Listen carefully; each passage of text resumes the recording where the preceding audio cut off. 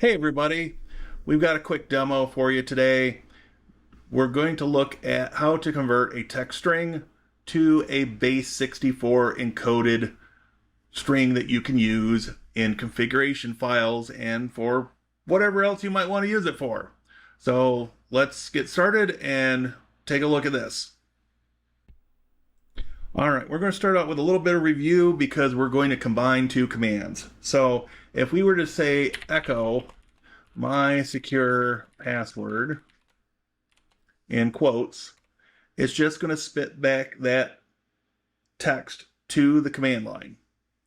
If we take that and we send the output of the echo command into another command called base 64, it's going to give you the base 64 encoded version of that initial text string.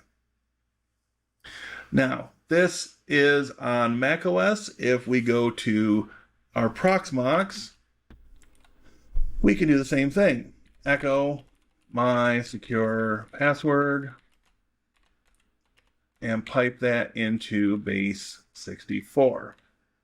And it turns out the same. We'll come back up here and compare.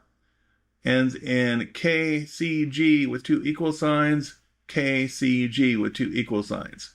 So identical behavior on Linux and macOS, which is great. Now, if you are on Windows and you're not using WSL, then there is another command for this, and we can look at that in a future video. For now, this is just a quick demo, something that I find to be particularly useful, and hopefully you will too. Thanks for watching. I'll see you next time.